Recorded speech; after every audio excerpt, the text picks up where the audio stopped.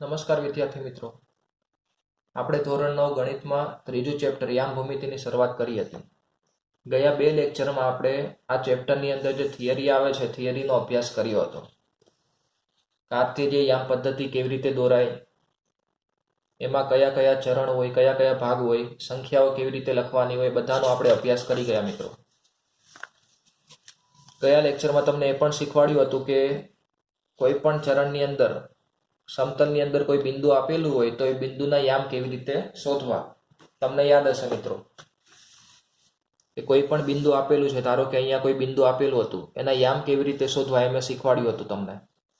કે જે બિંદુ આપેલું હોય એ બિંદુમાંથી તમારે એક્સ અક્ષ પર અને વાય અક્ષ પર લંબ દોરવાનો. એક્સ અક્ષ પર લંબ દોરો એટલે તમને એ બિંદુનો એક્સ યામ મળી જશે, કેટલો છે 3. અને વાય અક્ષ પર તમે લંબ દોરો એટલે તમને બિંદુનો વાય યામ મળી જાય, કેટલો છે 4. એટલે આ જે બિંદુ એ હતું એનો એક્સ યામ 3 અને વાય યામ કેટલો છે 4. એટલે કોઈ પણ બિંદુ દર્શાવવું હોય તો એના માટે આવી રીતે કેપિટલ A B C એવા અક્ષરોનો ઉપયોગ કરવાનો મેં તમને ગયા લેક્ચરમાં શીખવાડ્યું હતું.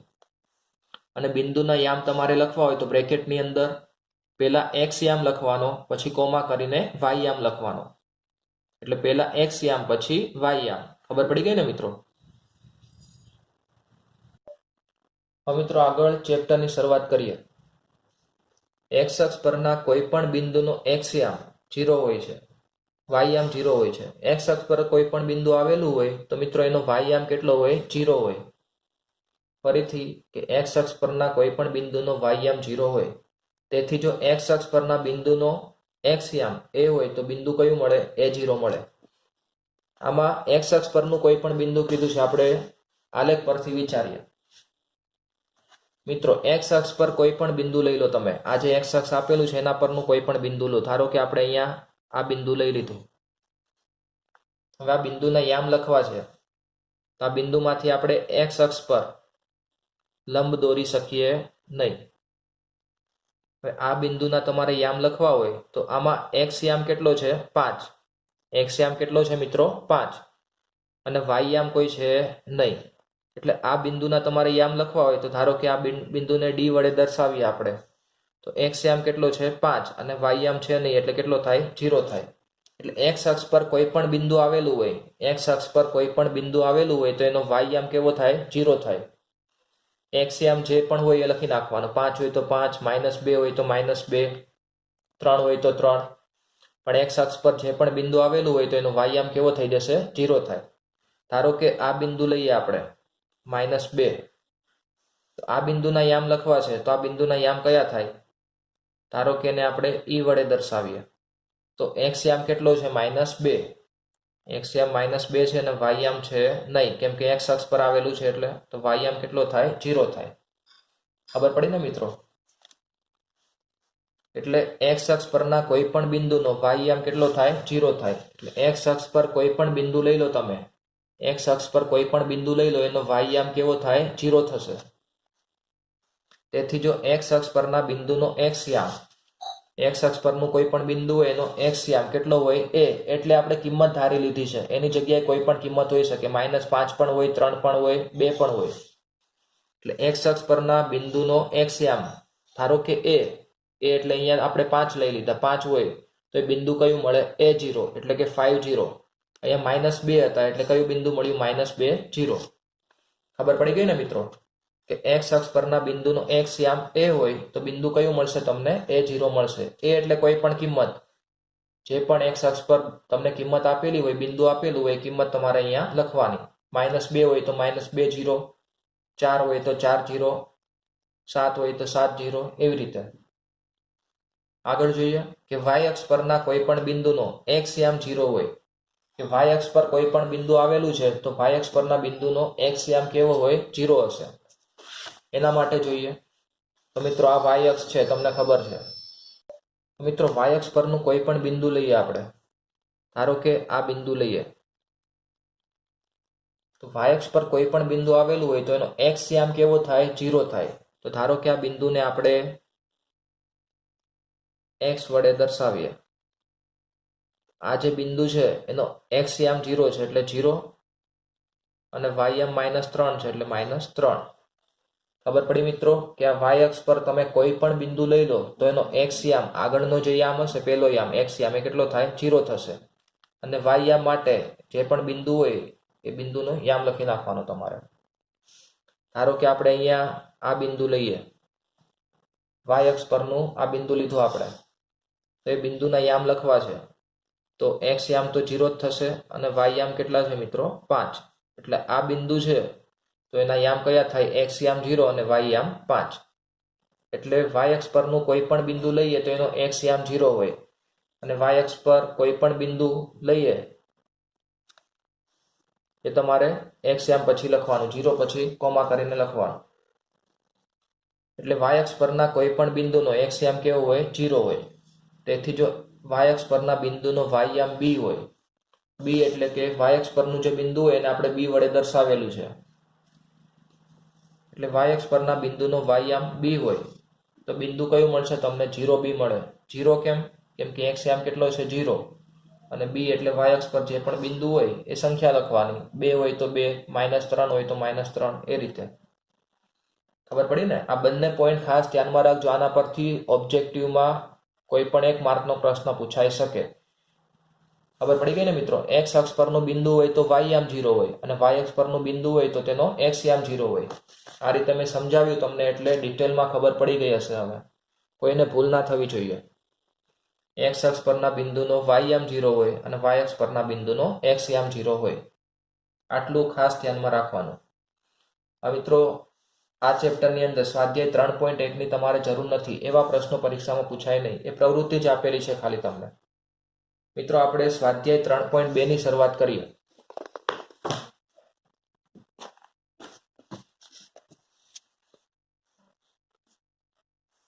સ્વાધ્યાય 3.2 એનો પ્રશ્ન 1 કીધો છે કે નીચેના દરેક પ્રશ્નના જવાબ આપો. જે પ્રશ્નો લખેલા છે પ્રશ્નોના જવાબ આપવાના તમારે.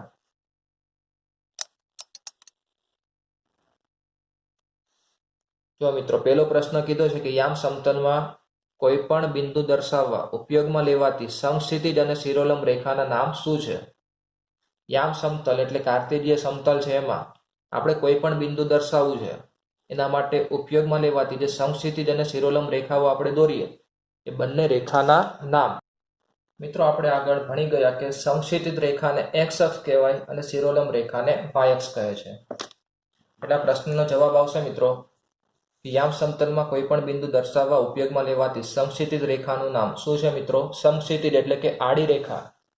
સમક્ષિતિજ એટલે કે આડી રેખા હતી અને એક્સ અક્ષ કહેવાય. અને શિરોલંબ એટલે કે ઊભી રેખા.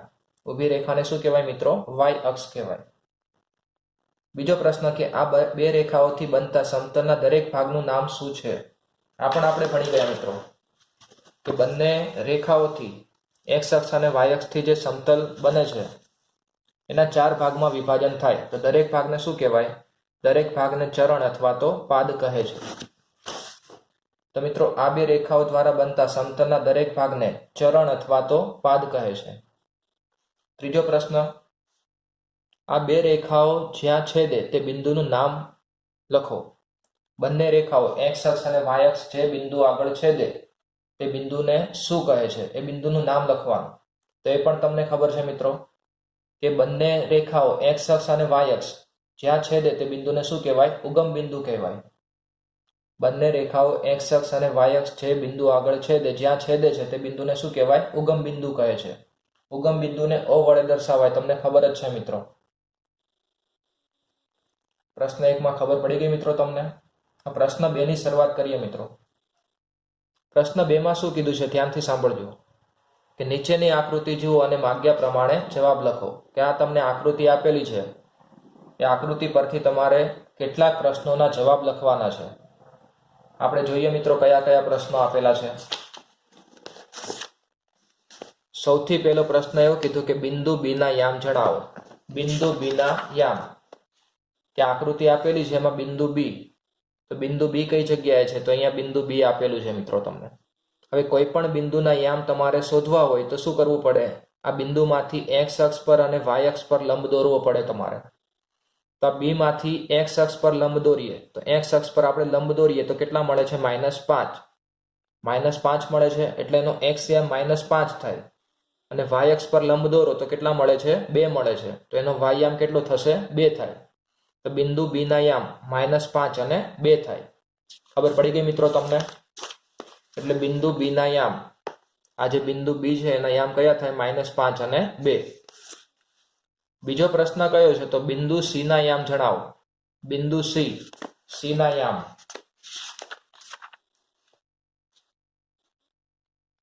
મિત્રો બિંદુ સી કઈ જગ્યાએ છે? બિંદુ સી અહીંયા આપેલું છે.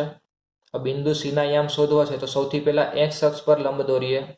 એક્સ અક્ષ પર, અને પછી વાય અક્ષ પર લંબ દોરીએ. તો એક્સ અક્ષ પર તમે લંબ દોરો તો કેટલા મળે છે? 5. એક્સ અક્ષ પર લંબ દોરો તો 5 મળે છે. એવી રીતે વાય અક્ષ પર લંબ દોરો તો -5 મળે છે. વાય અક્ષ પર કેટલા મળે છે? -5.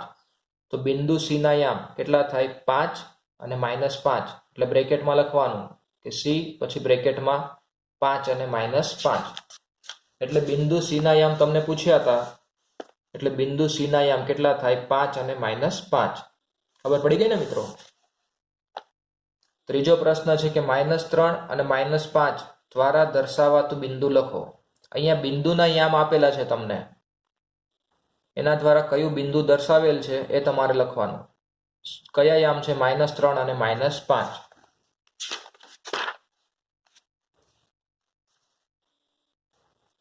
તો મિત્રો આકૃતિની અંદર -3, એક્સ અક્ષ પર -3 કઈ જગ્યાએ છે? અહીંયા છે -3 એક્સ અક્ષ પર. અને -5, તો -5 સુધી તમારે જવાનું. તો -5 અહીંયા છે. તો આ બિંદુ આપણે લઈએ તો આ બિંદુમાંથી એક્સ અક્ષ પર લંબ દોરો તો -3 મળે છે. વાય અક્ષ પર લંબ દોરો તો -5 મળે છે. એટલે -3 અને -5 યામ ધરાવતું બિંદુ કયું થશે? ઈ બિંદુ થાય. કયું થાય મિત્રો? ઈ બિંદુ. -3 અને -5 યામ ધરાવતું બિંદુ ઈ છે. એટલે જે તમને પ્રશ્ન પૂછ્યો તો -3 અને -5 દ્વારા દર્શાવાતું બિંદુ કયું છે મિત્રો? ઈ બિંદુ. ખબર પડી ગઈ ને તમને?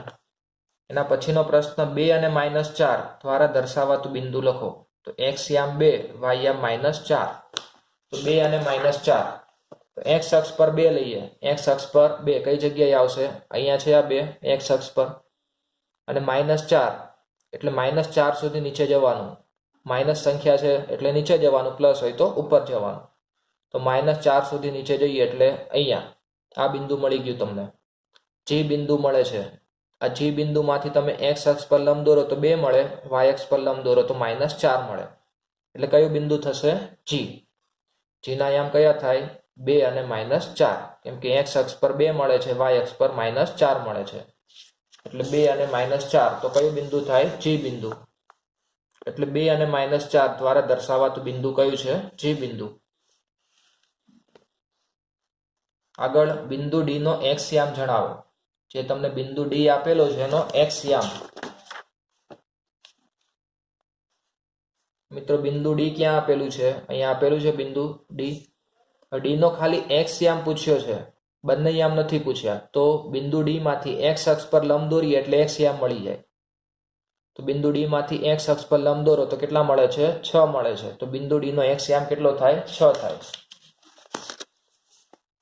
એટલે બિંદુ ડી નો એક્સ યામ 6. આગળનો પ્રશ્ન કે બિંદુ એચ નો વાય યામ જણાવો. ખાલી વાય યામ કીધો છે. બિંદુ એચ નો વાય યામ. મિત્રો બિંદુ એચ કે કઈ જગ્યાએ આપેલું છે? તો બિંદુ એચ અહીંયા આપેલું છે મિત્રો. બિંદુ એચ નો વાય યામ. વાય યામ માટે શું કરવાનું? તમારે વાય અક્ષ પર લંબ દોરવો પડે. આ બિંદુ એચ આપેલું છે, એમાંથી વાય અક્ષ પર લંબ દોરીએ તો કેટલા મળે છે? -3. તો બિંદુ એચ નો વાય યામ કેટલો થાય? -3 થાય. ખબર પડે છે ને મિત્રો? એકદમ સિમ્પલ છે. બિંદુ એચ નો વાય યામ કેટલો થાય? -3. બિંદુ એલ ના યામ જણાવો. બિંદુ એલ છે એના બંને યામ જણાવવાના, એક્સ અને વાય બંને યામ. તો બિંદુ એલ કઈ જગ્યાએ આપેલું છે? તો અહીંયા. હવે મિત્રો બિંદુ એલ વાય અક્ષ પર આપેલું છે. શેના પર આપેલું છે? વાય અક્ષ પર. આપણે આજે જ ભણી ગયા કે વાય અક્ષ પર કોઈ પણ બિંદુ આપેલું હોય તો એનો એક્સ યામ કેવો થાય? 0 થાય. વાય અક્ષ પર કોઈ પણ બિંદુ આપેલું હોય તો એનો એક્સ યામ 0 થાય. તો વાય અક્ષ પર બિંદુ આપેલું છે એલ બિંદુ, તો એનો એક્સ યામ કેટલો થાય? 0. અને વાય યામ અહીંયા કઈ સંખ્યા આપેલી છે બિંદુ સાથે સંકળાયેલી? 5. તો આ બિંદુના યામ થાય 0 અને 5. વાય અક્ષ પરનું બિંદુ છે એટલે x યામ 0 થશે અને વાય યામ કેટલો થાય 5 થાય. ખબર પડી ને મિત્રો? આમાં ખાસ ધ્યાન રાખવાનું, સહેજ પણ ભૂલ ના થવી જોઈએ. તો બિંદુ L ના યામ x યામ 0 છે અને y યામ 5 છે. આના પરથી તમને ખબર પડી જાય x યામ 0 હોય તો આ બિંદુ કયા અક્ષ ઉપર આવેલું હશે? y અક્ષ પર આવેલું હોય. હવે છેલ્લો પ્રશ્ન આપેલો છે મિત્રો કે બિંદુ M ના યામ જણાવો. બિંદુ M ના યામ. મિત્રો બિંદુ M કઈ જગ્યાએ આપેલું છે વિચારો.